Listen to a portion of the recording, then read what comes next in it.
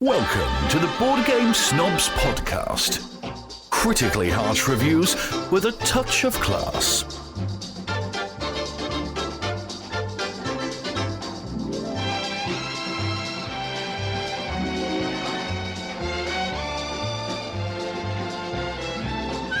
And go, Jerry. Let's do a little more. We've got to make this one a little more energetic.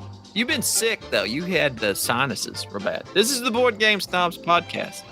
This is a podcast about board games and other stuff. We're going to talk about some board games tonight. When you're sick, you have sinus stuff. Mm-hmm. But yet I pushed through. You my did push podcast. I even worked. I went to work sick. You even availed yourself of some entertainment. Are we going to talk about that at some point? Or is that on the hush hush? No, go ahead. No, we're not going to talk about it because it's secret. Oh, okay. Are we? I don't know. I just got one word for you. It's Tenet. just me and you. Oh, it's just me and you? Wait. Let me interlock my fingers together. Oh, that's how you know that somebody is a tenant. So that's like if you live in an apartment building and you're locked outside of it and you can't get in, you show your interlocked fingers, and that's how the other people know that you're a tenant of that building and you can get in. The tenant is showing tenant. Yes, going in tentatively into the tenements. But then you should go in the back door in reverse. Backwards. That whole show made no sense to me. But I loved it. I have listened to the soundtrack. I did not love it. I have listened to the soundtrack. I cried watching it. I watched the soundtrack. I love the soundtrack. It's a great soundtrack. I guess I'll have to listen to it because it didn't catch my ears upon first listen. Well, it's because you were so captivated. By R-Patt. R-Patt. R-Patt's my guy from here on out. Goodbye, DiCaprio. Hello, R-Patt. He's my new Maximus Decimus. They need to remake Gladiator. Put R-Patt in there. See what he can do. Decimus Ultimus. Ultima. Nissan Ultima. I love him. He's doing great. He's probably the best. How old is he? How old is R-Patt? 33 years old. And he has done so much to help us all through our time of COVID need. To release a movie during, it's great. He single-handedly is saving cinema. Cinema, yes. Cinema has been saved. What other shows are coming out? So basically, it's been Sonic the Hedgehog, Tenet, Bill and Ted. What else is coming out? Bond? Milan. Oh, that was awful. Sade gets upset when I say Milan. Get off my land. Get off my land. I'm really looking forward to James Bond, mainly because I want Daniel Craig to be done with this so that by the Bane looks of his face in this one, he is. Tom Hardy's taking fired. Oh, they've been talking about Tom Hardy since Tom Hardy's hit it big. Hey, look, T Hard is going to be the new Bond. They've been talking about Id Elb the same way. Who's ill? Oh, Idris Elba. Yes. What about B-Dick? I'm sorry. I thought my man, B-Dick. Benedict Cumberbatch. That's right. B-Dick. No, you can't use the first. You can't cut his first name into pieces. I like B-Dick and T Hard. B-Dick and T Hard for Bond 2020. I feel like this turned into a rated R podcast all of a sudden. All right. Shortening names. Hey, speaking of rated R stuff, isn't it weird? You're really into that rub now, aren't you? I am. Hi, everybody. If the moon was made of cheese, would you eat it? Heck, I know I would. With a tall, cool Budweiser. Adult beverages.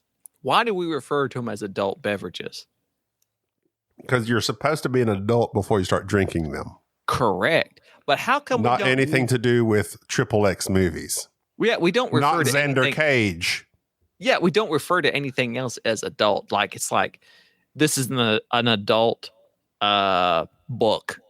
Like right. This is an adult. There's young movie. Adult books. I know, but it's like this is not an adult movie. It's just rated R. Are there other consumable goods that are rated as adult? Like besides just adult beverages, are there adult foods that kids shouldn't eat? Well, I mean, there are adult. There are flakes adult. No, Mueslix and grape nuts. Definitely adult. This is an adult cereal. Porn flakes. Have you had that written down? And you just been waiting for that setup of your own self. I had to take 20 minutes to set that up. Oh, I read that off of a meme. Of course meme. you did. Of course. Anything that you have that's good, you've stole. Ah, yes. It's plagiarism. And we're anti-plagiarism per That's our true. previous episodes. We're Yes. we're out there making sure other things aren't plagiarized. And if I knew who to accredit that porn flakes joke to, I would. 'Cause that's a good joke. That's a good joke. There's baby food. Yeah, but that's really pretentious because you could eat baby food. So is it truly baby food if you could eat it? It's food especially targeted towards babies. But there's nothing that's adult food. No. My wife just walked into the kitchen. She's about to make some adult food. She's making biscuits and gravy. Where's your kids, speaking of? They are locked into their room. I told them, There look, you go. Daddy's got a podcast. Doesn't matter. But my wife is now. Do you refer to yourself in third person as daddy all the time? Actually, here's something that's really weird that Bubba pointed out. So we were talking about terms that people use that make that are used amongst your household, like how you refer to your significant other. And so like you always call your wife babe, like babe. Every time you talk to Gina. Do I? Yeah, you do. Hey, babe. Yeah, constantly. Oh, I don't even notice. You don't even notice. My wife refers to me, since we've have kids now, as daddy. And Bubba pointed out to me the other day how, as long as it's not Big Daddy, we're good. Yeah, as how uncomfortable that is, like to be just talking amongst things. And she doesn't call you Jerry. She just says, "Hey, daddy." And I was like, yeah, but that, Daddy? that's a thing. You lose your identity when you have kids. You're no longer. It's also about context and where you are under certain circumstances. Mm-hmm. Right. So in terms Speaking of of coming up adult. with names, there you go. Call me daddy from here on out. I will never call you daddy. Call me the board gaming daddy. Daddy's got to go to work. I demand it. I'm going to start referring to myself with a third person as the board. We need to change the daddy. name of this podcast. Board Game Daddies. Board game. Yeah. All right. Well, And why daddy? Why daddy? Like dad. No, because dad But sounds. that's like- that- daddy like- is cool. Dad is Daddy- like you are talking to your father. Yeah, daddy is like both. Affectionate. Yeah, and it's more affectionate. lighthearted. It's something that a young child calls you, but at the same time, it's also a term of endearment. I'm trying to think if I ever called my actual father daddy. What did you call As him? Dad. I called mine D-A-D. Sergeant. Sergeant Baker. What did you call him? Reporting for duty. All right, now I need you to go down there to that tiger place. Apply yourself a job. Forget the emu, son. They're not going to save us. That's bringing back bad memories. Do you have anything from Best Life or Ranker that you? Speaking of Tiger King, Carol Baskins, the next star of Dancing With. Mm. I mean, can we not just cancel this show now? When you're going to Carol Baskins as Dancing With she didn't even, oh my God. That like irritates me so bad. Dancing with the Stars. How loose a term has the stars become?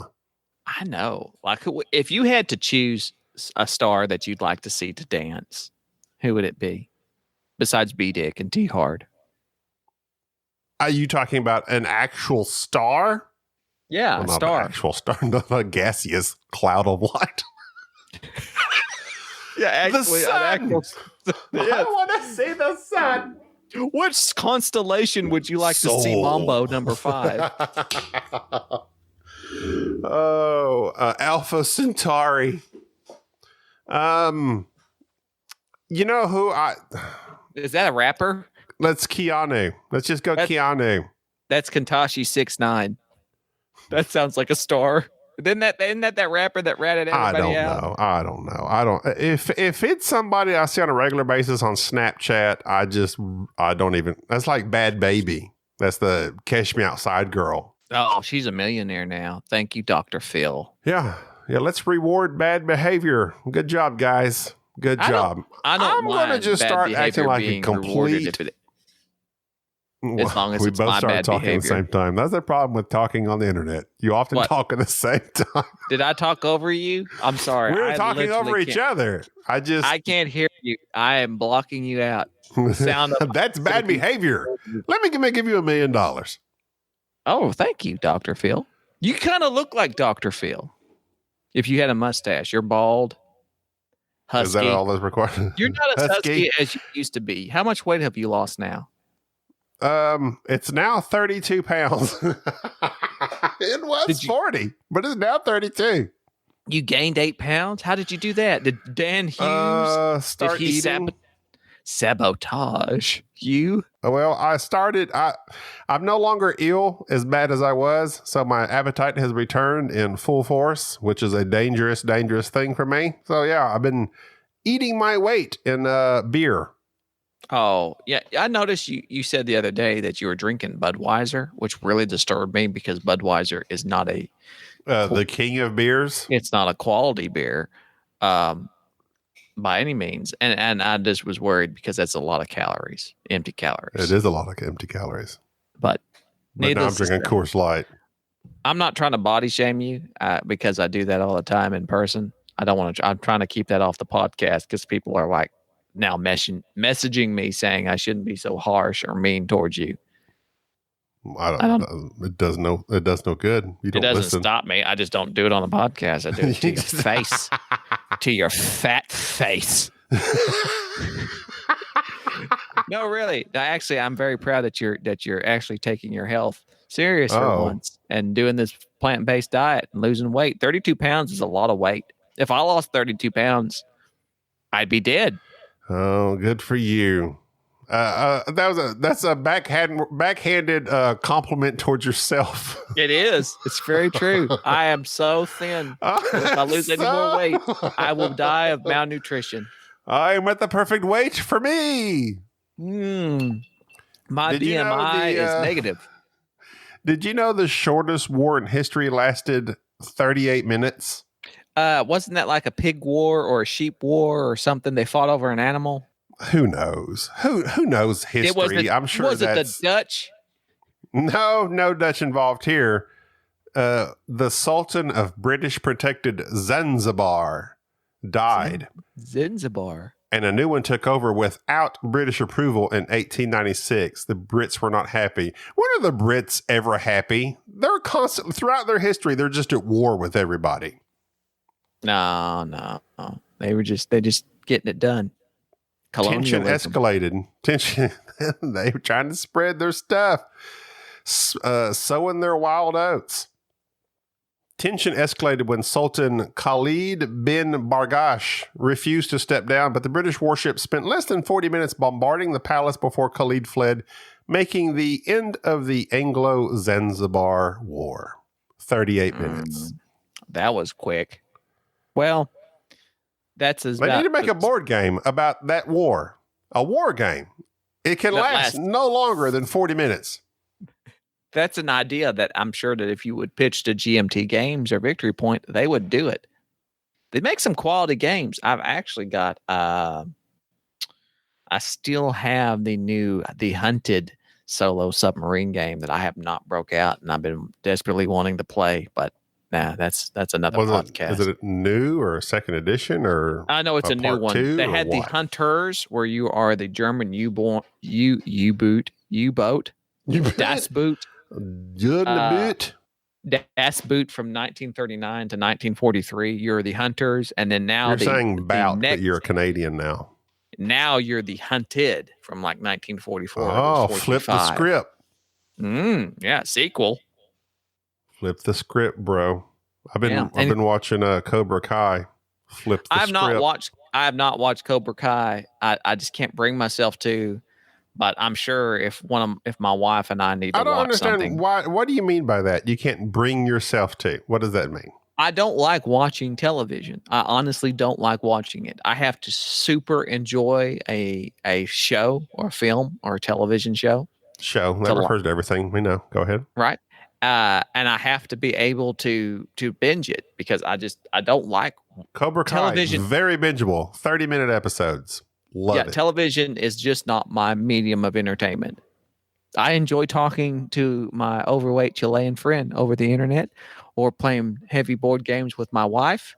Heavy board, not more medium weight board games with my wife.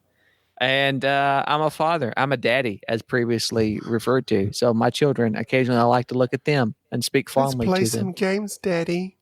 That's right. Now, is that your wife or is that your I've actually played. This is a game that Onitama, that 2-player chess-like game where you have the cards and you make the moves. You know what I'm talking about? Onitama. I'm always making moves. What you talking about? Right. My 8-year-old beat me at that game legitimately, and she understood it and enjoyed it. Yeah, and Onitama is a great game. It's one of Enrique's favorites. Yeah, 2-player. I lost to Enrique several times at BGG. I don't care for Onitama. I noticed that I have it, and the only reason I kept it was because of Enrique, and I thought, well, it says on the box that this is, lightweight enough. I'll play it with Kaya, and she really enjoys it and is good at it. And, I see the merit. I see the quality. I appreciate the game and what it does. I just don't like it.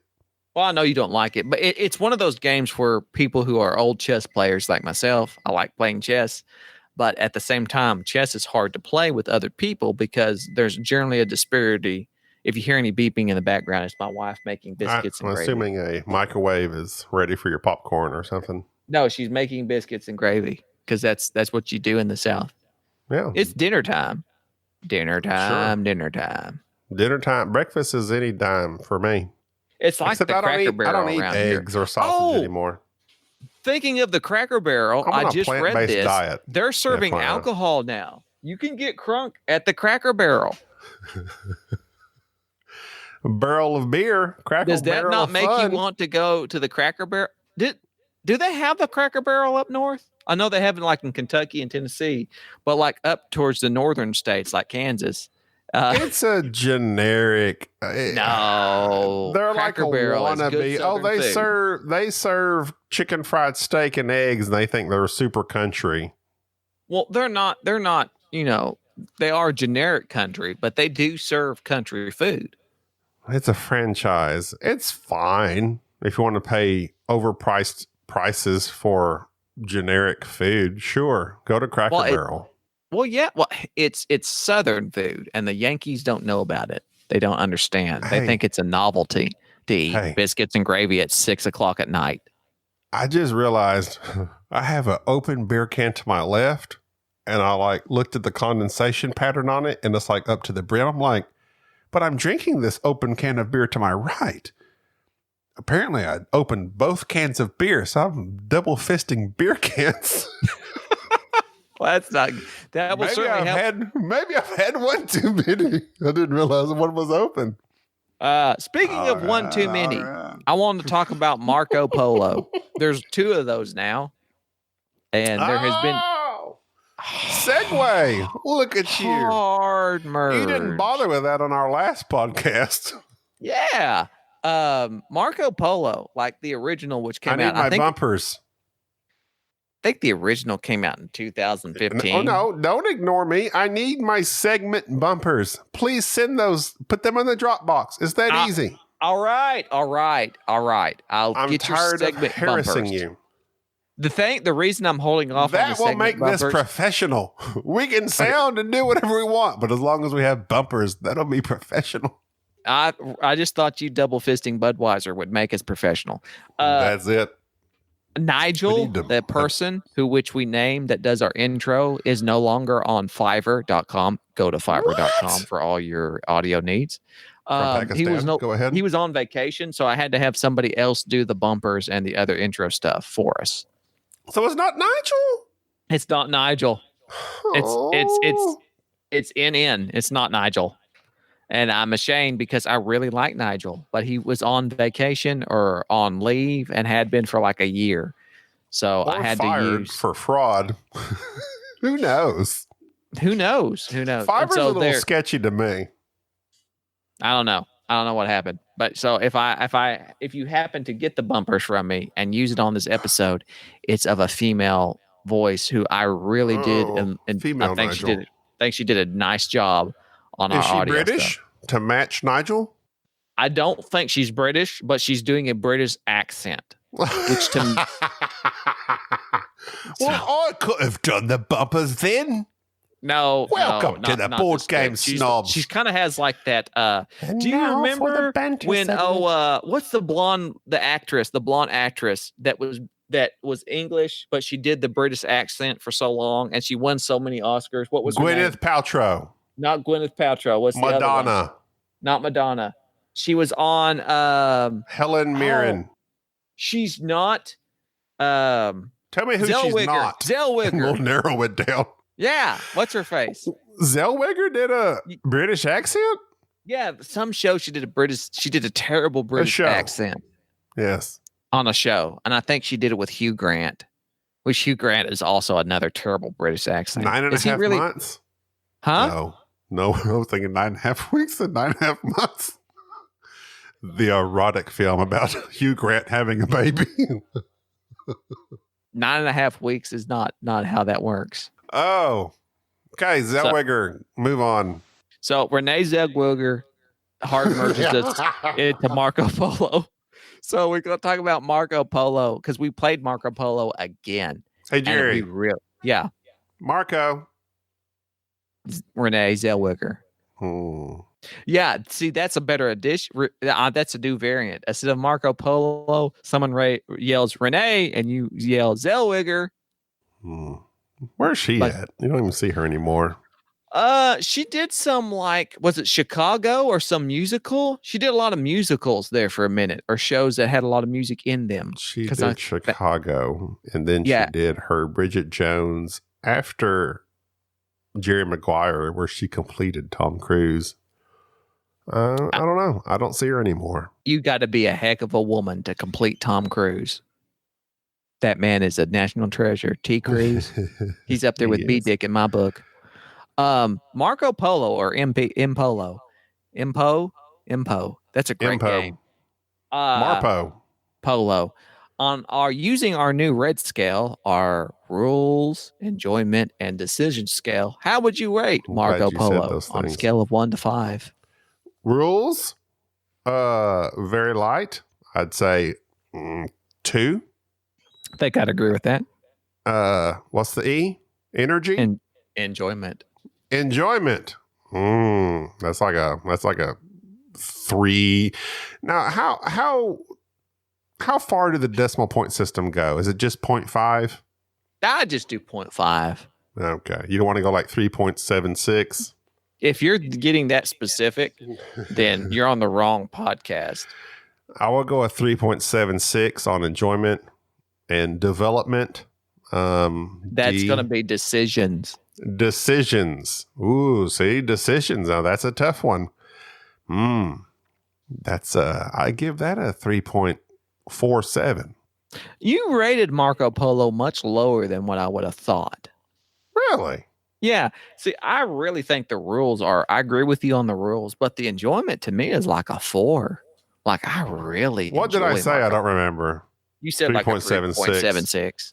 No, it's really good. No, see, I'm of the ilk that while I do enjoy Marco Polo, I don't want to rate it too high. Is that a mistake? I think this is a mistake, and I just did it. I just did it. Don't. I think it's a mistake for me and other reviewers. I'm not a reviewer. And other people that review board games, though, legitimately, it's like everyone is afraid to go to 1 out of 10. Everybody's afraid to go 10. Bam. 1 to 5. This game is a 5. Bam. If you enjoy it, if you loved it, just say 5. But I'm afraid and I'm scared that I'm going to say, if I go too high, that makes me seem like, I don't know. I think people feel like that illegitimizes their opinion. But I'm with you. I'm going to go 4. You complete I loved Marco Polo. I love fun. Marco Polo. Who? Oh, yeah. It's great. Michael? I enjoyed Marco Polo so much that when I played Marco Polo 2, which to me, if you don't own the original Marco Polo, then go ahead and seek out Marco Polo 2.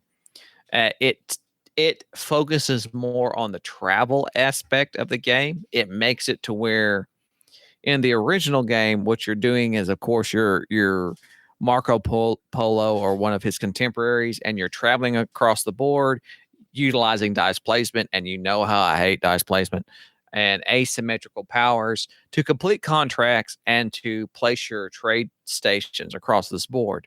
In Marco Polo 2, you're doing the exact same thing, but you focus more on the travel, and it really cuts down on an area that was an advantage in Marco Polo, the original, where people like Enrique would use a player power to focus more on the contracts and just fulfilling contracts over and over and over without traveling, which made the game feel broken, but was a legitimate strategy. Marco Polo 2 fixes that. So I think Marco Polo has the edge. Marco Polo 2 has the edge on the original, but both of the games are great. Absolutely amazing games by the designer, whose name Knizia. Who? Knizia. He creates everything. It wasn't Reiner. It wasn't Arkin. It was Lassini. Simone? Tassini. Daniel. No. It was Simeone Luciani and Daniel Tassini. It was D Tass and Luke. And Cy Luke. Yeah. Great. 2015 was the original Voyages of Marco Polo. So why are we discussing this again? The reason we're discussing it is because we played it again, and we play it differently than most people, because the hook of Marco Polo are the character cards which allow for asymmetrical powers to each player, and we don't use them. We like to play it symmetrical instead of asymmetrical, which a lot of people all the same. Yeah, we like to be the same. No We're that way. Player powers. Sorry, we like equality. Do you not like equality? This podcast ain't for you, bro. That's right. Get out. It's ranked number 46 overall on BGG, so it's top 50 board games of all time. That's good. It deserves to be there. It's a great game. Where do you put it? We've had this discussion, but I forget. As I forget everything, where do you put this game in? As opposed to Lorenzo? Man, I go back and forth. I actually looked at a forum the other day that asked what was Simeone Luciani's best board game. And I had to really consider, is that up there with Lorenzo? And Lorenzo, to me, is a much tighter game, but it lacks variety. It lacks replayability. The same cards come out each game. I would say that Voyages of Marco Polo is a better designed game, even though I really think that I think it, in terms of worker placement, Lorenzo has the upper hand. But Marco Polo, in terms of replayability, Marco Polo is the game. If someone come up to me and said, should I buy Marco Polo 2 or Lorenzo, I think I would always direct them to Marco Polo. I think the game I enjoy the most is whichever one I'm playing at the time. That's very fickle of you. Well, that's the way I feel. I enjoyed Marco Polo as we were playing. I'm like, man, this is a good game. Every time we break out Lorenzo, I'm like, man, this is a good game. I feel the same about both. Fickle. No, not fickle. I enjoy them both equally. Is that not allowed, sir? I rate Lorenzo a 4 as well. I enjoy Lorenzo for the tightness reason. And I know we need to have another, I don't even remember if we were going to have a discussion on what does tight mean? Like, you're so restricted in what you can do. Lorenzo has that. Marco Polo doesn't have that. I mean, it does, because like you don't have the camels and the gold and the stuff necessary to make the moves. But Lorenzo is tight in the fact that, like, literally you can't go there because somebody's already there. And I don't know. They're both up there for me. I can't decide. I can't decide at this moment. Well, that's because you're not a father, because you're not a daddy. When you got kids, you always know which one you like better than the other. Which one you like better? I'd rather not say, because my kids might be listening. As a matter of fact, my daughter just walked into the room. Hello. Hey, hello, my favorite. Where's Jack? Speaking of Jack. No. But I understand it's very difficult to have games that you like side by side and be able to break them down. I will say that Lorenzo is a much heavier game in terms of the decisions. Like, how many times have you played Marco Polo and went, "Oh, I can't do this. I need to do this"? No, Marco Polo, you pretty much have an idea what you're going to do, and if you get blocked or can't afford to do it, you go on to your second best choice. Well, that's what I was going to say. Is that in Marco Polo? Well, I mean, I kind of said it, but not really said it. In Marco Polo, you're not blocked per se, unless it's a blue square. Whatever. There's one that blocks you. There's one that doesn't. Marco Polo, you can go to some of the same spots as other people. You just have to have the money to do it. Right. And I think that, to me, Marco Polo is, like I said, more replayability. It's better. But also in Lorenzo, it's just the decisions. You're always Lorenzo is much tighter. And we need to have a topic discussing tightness. Because we've said that several times. And to me, just briefly, to define what tightness is, when I say a game is tight, I'm actually referring to two things. One, the scoring. I hate having a game that there's a runaway leader in terms of the scoring. I like that the game scores are always end up being very close, only a few decisions away from this person being the victor over the other person. And also the tightness being in terms of a worker placement, which I think that's a caveat, is that I can't just go wherever I want to go. I have to be restricted because of either the game itself or other players' decisions. You went to a spot that I needed to go and I couldn't go there. Or you did something that resulted in there being an absence of a resource or a building or something that now I have to change my plans. That's what I refer to in tightness. I would call Marco Polo a tight game in terms of scoring. I would not call it a tight game in terms of actual gameplay. Whereas Lorenzo, I would definitely say is a tight game in both gameplay and scoring. Does that make sense? Yes. I'm glad you agree with me. Sorry, I was looking up Bubba Sparks' lyrics. Oh, that's completely helpful. Go ahead and share if you'd like. Because actually, I can't. This is a family podcast. Oh, is Bubba Sparks? Is B Sparks that? We're just going to start referring to people as the initial and then somehow cut down version of their last name from here on out. Let me see. Bubba Sparks. Now, there's a Sparks like Spark Plug. But then there's Sparks with its, the KS is replaced with a triple X. That's the one you want. I'm going to assume he's the triple X version. I'm going to see net worth. He's the AC of the DC of the Sparks. Bubba Sparks' net worth as of this moment, this being, I'm not sure when this was, 800,000. So not bad. Not bad. He's hanging in there. I don't have 800,000. Do you have 800,000? Probably. You're a rich nurse. Yeah, we're really banking off this COVID stuff. We're really we're raking it in. You and all your OT in the ER. Oh yeah, we're just killing it. No pun intended. We're just raking it in. Yeah, it's great. You've been talking to Charles Schwab. It's great time to be. Great time to be a nurse. All this extra.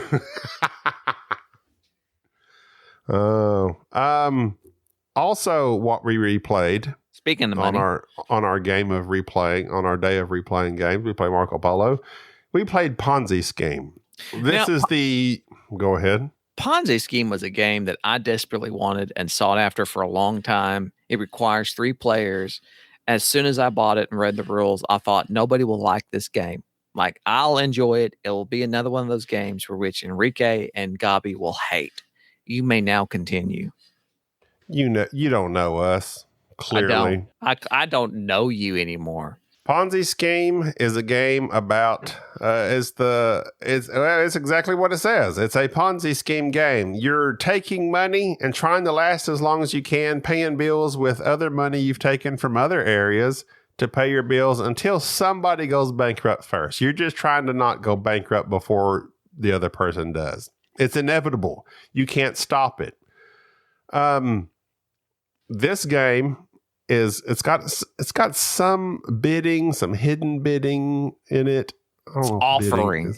It's offering. Okay, so you do this neat little thematic thing where at the beginning of each turn, you're taking a tile that represents your investment in a certain company or a certain segment of the market, and you want those tiles because that's scoring at the end of the game. You want to have as many of them as possible.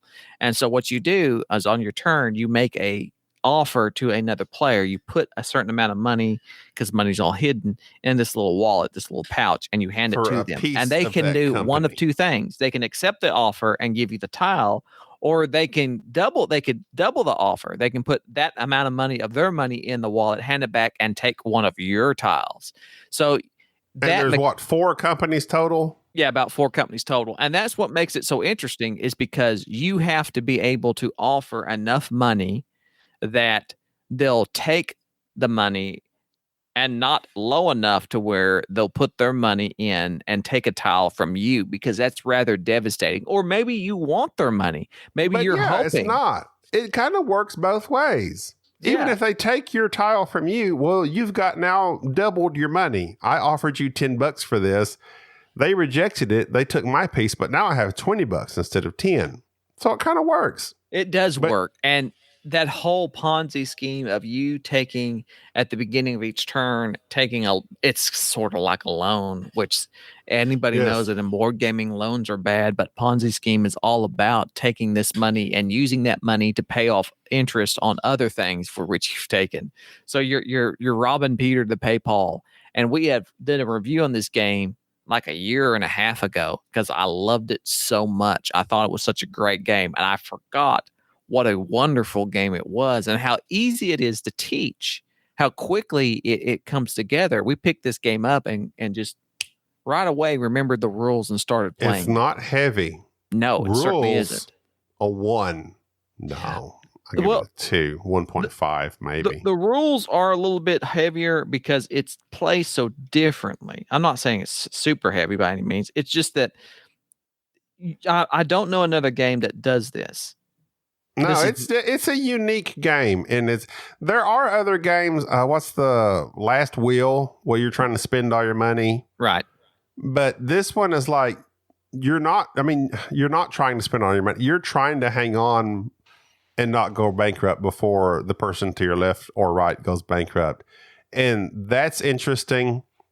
There's strategy in which cards you take and how much money they give you, and it also tells you how much money the interest you will have to pay on that card. So if I take this card and it gives me $50 right now, well, when the time comes, there's a little wheel that you rotate around and it will tell you when you had to pay what. When it comes back around that card, I took this card, it's going to give me 40 now, but I'm going to have to pay $55 when the card spins back around to me. But before that, I want to take out another loan of $60, but I'll have to pay later. I mean, it is exactly super thematic in that it is a Ponzi scheme. Like you said, taking from Peter to pay Paul. So I'm taking loans to pay loans that I will not eventually ever be able to pay back, especially if the bear market hits and you have to spend it twice and blah, blah, blah. But I love this game. I told Jerry, I said, I don't know why this genre of game for me, myself, I don't I always feel not bad, but like high society, modern art. Those are more auction bidding games.